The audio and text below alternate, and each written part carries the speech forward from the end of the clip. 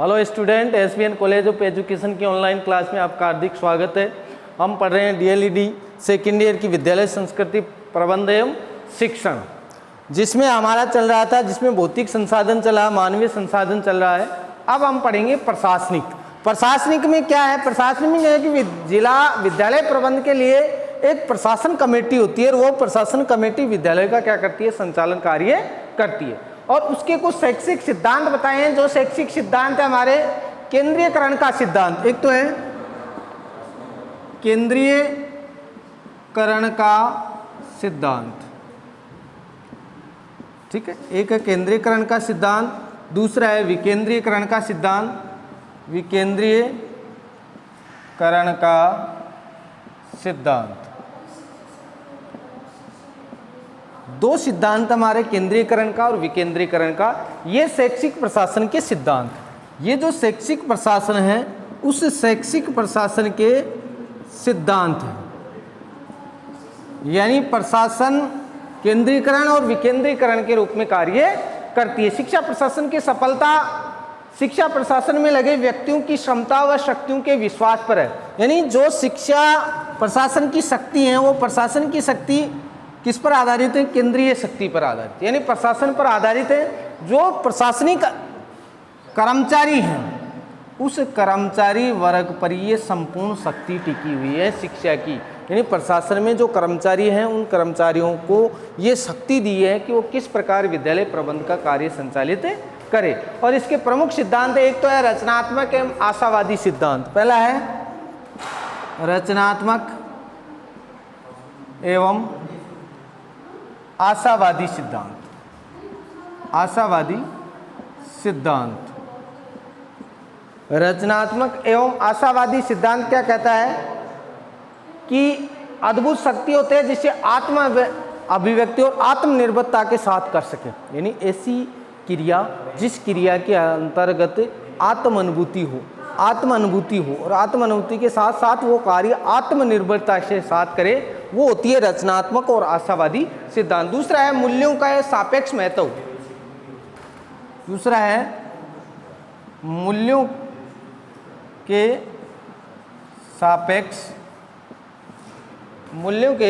सापेक्ष महत्व पर महत्वपूर्ण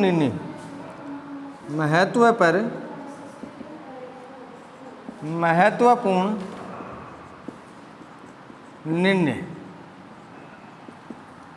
यानी जो रचनात्मक दृष्टि से प्रशासन के कार्य होते हैं उन कार्य व समस्याओं पर जो विशेष निर्णय लिए जाते हैं वो निर्णय ही उन मूल्यों की अवधारणा को स्पष्ट करते हैं, यानी प्रशासन की जिम्मेदारी को इंगित करते हैं। उसके बाद आता है सत्ता तथा उत्तरदायित्व का विकेंद्रीकरण का सिद्धांत। सत्ता तथा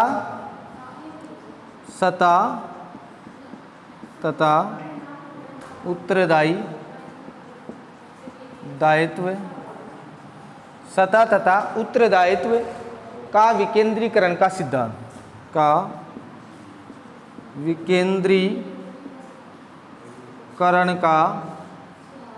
सिद्धांत। यानी जो सत्ता है, जिनमें प्रशासनिक कार्य, राजनीतिक कार्य, इन पर जो कर्मचारी हैं, जिन पर जो उत्तरदायित्व दिया गया है वो कार्य क्या करे? सही रूप से अपना आधार पर स्पष्टता के साथ, तीव्रता के साथ और रोचकता के साथ पूर्ण करे। उसके बाद आता है बालक का सर्वांगीण विकास करने का सिद्धांत। बालक का सर्वांगीण विकास का सिद्धांत। यानी बालक का सर्वांगीण विकास करने का दायित्व भी किस पर है? प्रशासन पर है। ये यानी बालक का शारीरिक, मानसिक और नैतिक विकास भी किससे संभव है? नैतिक विकास भी प्रशासनिक अधिकारी या प्रशासनिक सत्ता के आधार पर ही माना जाता है। इसके अलावा आता है सहयोग का सिद्धांत। पांचवा कौन सा आता है? सहयोग का सिद्धांत। यानी प्रशासनिक जो नीचे विद्यालय कमेटी है, प्रधानाध्यापक है, शिक्षक है, उनके साथ भी क्या करे? सहयोग से रहकर अपने कार्य को संचालित करे, जिससे भौतिक और मानवीय संसाधन क्या कर सके? विकसित कर सके। उसके बाद आता है समानता का सिद्धांत। छठवां है समानता का सिद्धांत।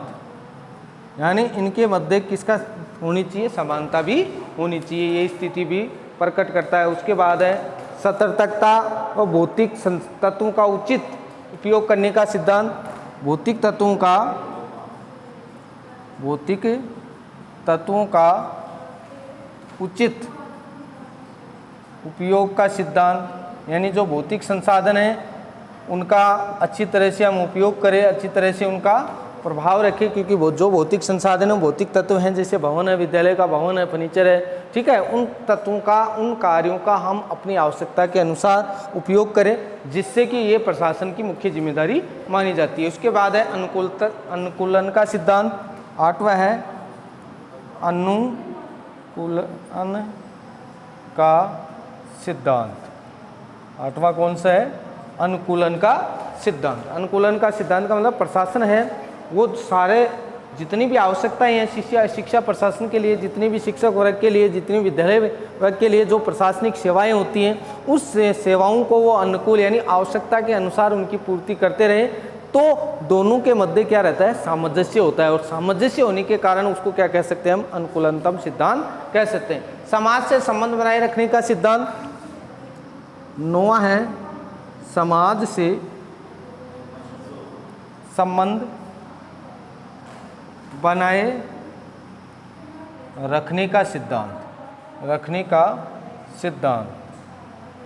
यानी हम समाज के साथ किस प्रकार से संबंध रखते हैं, प्रशासनिक कर्मचारी जो वर्ग हैं उनका समाज के साथ कैसा व्यवहार है, क्योंकि स्कूल की जो व्यवस्थाएं होती हैं उसमें प्रबंध होता है, प्रबंध में जो प्रशासनिक आय होता है, जिसमें वित्त आय होता है, उसमें समाज का बहुत बड़ा योगदान होता है, क्योंकि कोई भी विद्यालय होती है उस विद्यालय प्रबंधन में सब कमेटी में अभिभावक का सहयोग होता है, और अभिभावक किससे जुड़े होते हैं, समाज से जुड़े होते हैं, तो समाज के सहयोग से ही क्या रहता है, कार्य संचालित होता है। इसलिए समाज, एक सभ्य समाज के साथ उनको अच्छी तरह से प्रशासन को संबंध बना के रखना चाहिए। इसके अलावा है कार्यों की अनावश्यक आवृत्ति को रोकने का सिद्धांत। कार्यों की अनावश्यक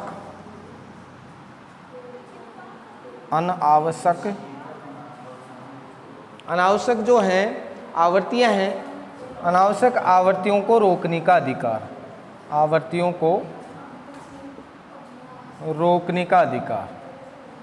रोकने का सिद्धांत कह सकते हैं, ठीक है।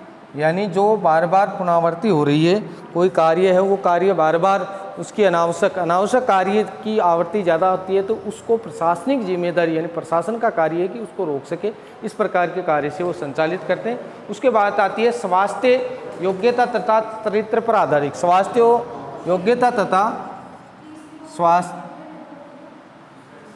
स्वास्थ्य योग्यता, ठीक है, स्वास्थ्य योग्यता तथा चरित्र पर आधारित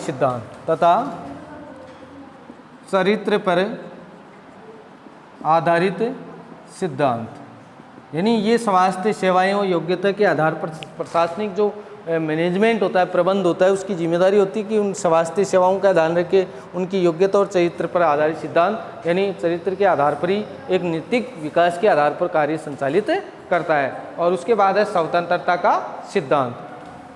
12वां आता है स्वतंत्रता का सिद्धांत, यानी कार्य प्रशासनिक जो जिम्मेदारी है, प्रशासनिक प्रबंध में जो काम है करते हैं उनको स्वतंत्र रह के कार्य, यानी जो जिम्मेदारी दे दी जाती है उस जिम्मेदारी को व्यक्ति स्वतंत्र होकर कार्य को क्या करे, संचालित करे, जिससे कि उसकी रुचि और योग्यता के अनुसार उसका कार्य संचालन कर सके। और इसके अलावा है सामाजिक विकास का सिद्धांत। 13वां है सामाजिक विकास का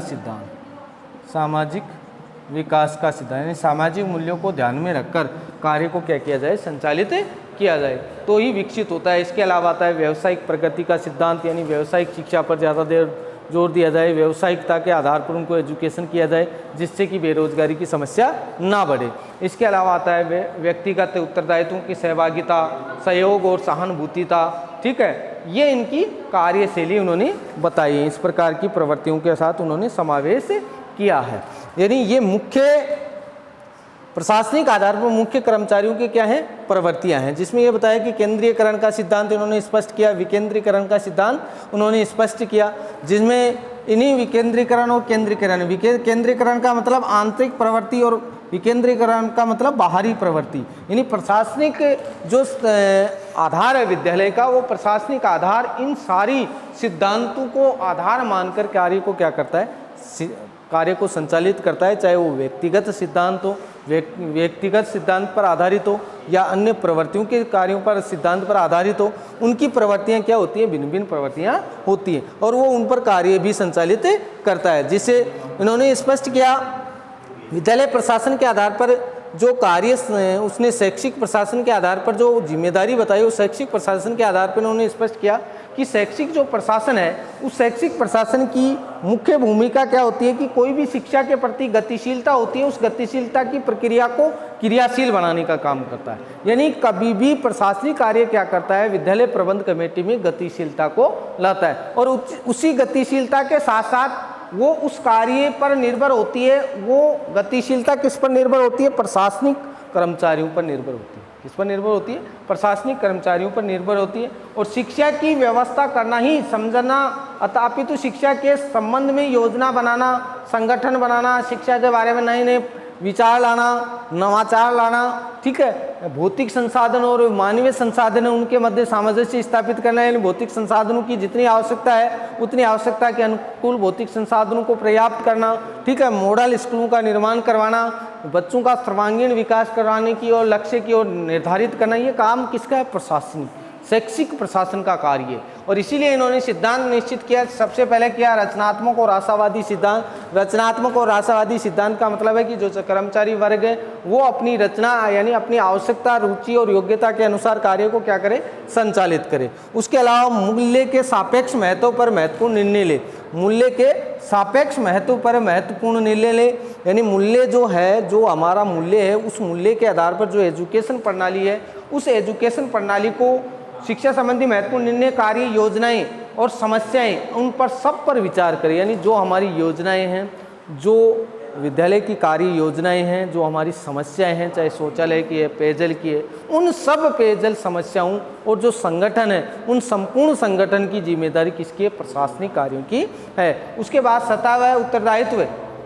का विकेंद्रीकरण का सिद्धांत। तो आवश्यक है प्रशासनिक शक्ति को किसी एक व्यक्ति अथवा स्तर पर केंद्रित न करके सभी संबंधित व्यक्तियों व स्तरों पर विकेंद्रीकरण कर दिया जाता है। यानी किसी एक व्यक्ति पर प्रशासनिक जिम्मेदारी नहीं दी जाती है, जो जो कार्य संचालित हो सब पर विकेंद्रीकृत कर दिया जाता है। यानी प्रत्येक व्यक्तियों पर ये कार्य की जिम्मेदारी निश्चित की जाती है। और उसके बाद है बालक का सर्वांगीण विकास के सिद्धांत। यानी बालक का शारीरिक, मानसिक और नैतिक विकास की जिम्मेदारी प्रशासन की है, क्योंकि जिस प्रकार की प्राथमिक स्कूलें होती हैं, प्राथमिक स्कूलों में जिस प्रकार की सुविधाएं होती हैं, सुविधाओं का मतलब ये है कि बालकों के लिए जो समस्याएं हैं, जो विगत स्थिति को देखने जाती है, तो उसमें क्या होती है, बालक का 7 से 14 वर्ष तक शारीरिक विकास होना भी ज़रूरी है।